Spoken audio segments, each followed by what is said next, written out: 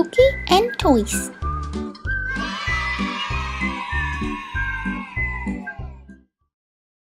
สวัสดีมื้อนี้มาพบกับสลางจากตุกกี้แอนทอยอีกแล้วแน่นอนว่ามาพบกับสลางแบบนี้ต้องมีเครื่องดื่มเกาหลีแบบใหม่ว้าว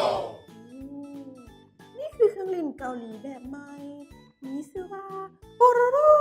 เรามาเบิ่งไปพร้อมๆกันเลยว่าจะลิ้นแบบใดมาเบิ่งไปพร้อมๆกันเลย Tuki and Toys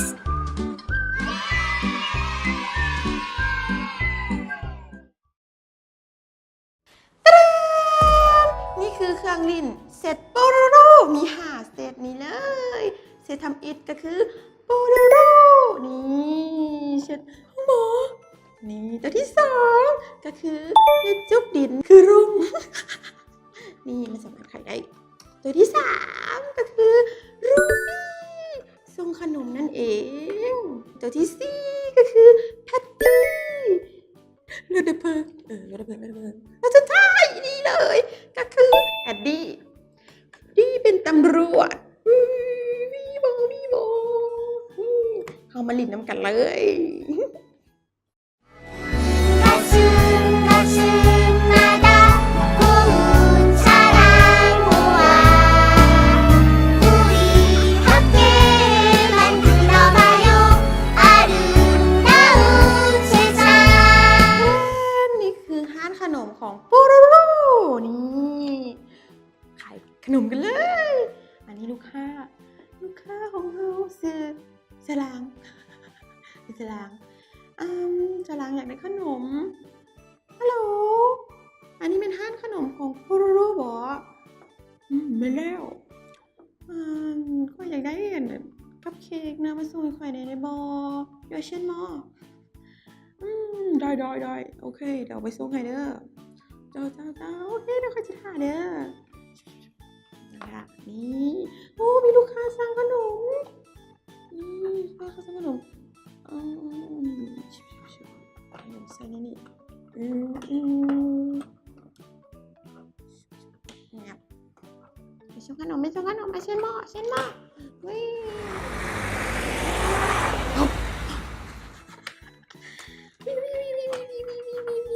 หมดแล้วโอ้ยขอบใจเด้อแล้วค่อยกลับห้านกันคนหน้ายังกลับห้านเจ้าของแล้วอุ้ยค่อยลืมปิดเตาไฟไหม้ห้านไปแล้วไม่ตายแล้วค่อยไปเอาขนมมาก่อนเอาขนมมา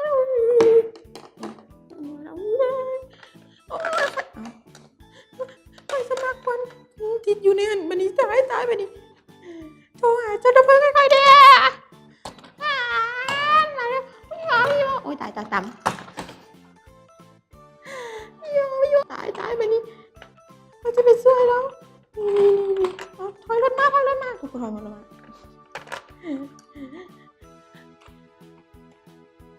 ดีๆเด้อ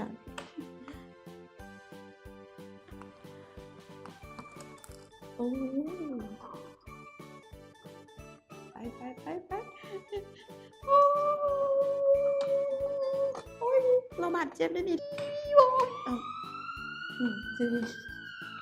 มีหมอเลยเด้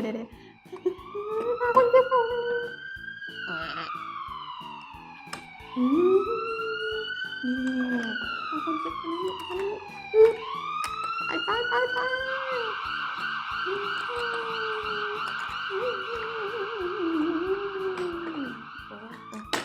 นี่แหละมันเจ็บ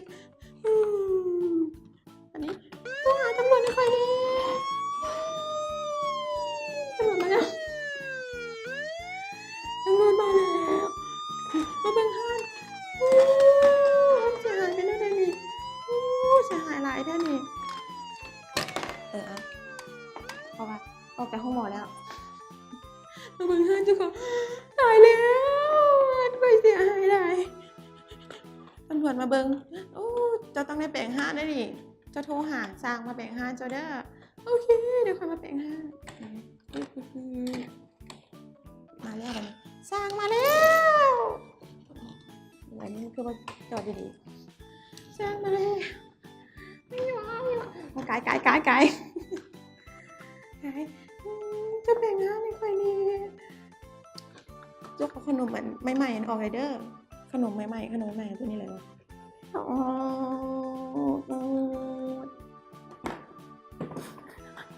อ้ยหมุนจัด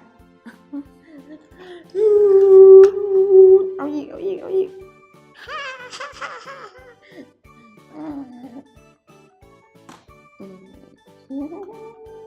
ได้แล้ว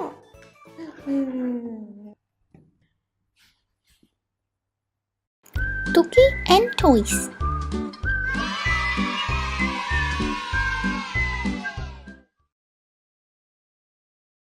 เป็นอะไรมวนบอกับเครื่องลิ้นปูรูรูมือหน้าอยากรู้ว่าจะรางจะเอาเครื่องลิ้นแบบใดมาอีกติดตามเบิ่งน้ำกันนี่จะรางจากตุกี้แอนทอยขอลาไปก่อนบ๊ายบายอย่าลืมกดไลค์กดแชร์ให้สลางเลยเด้อ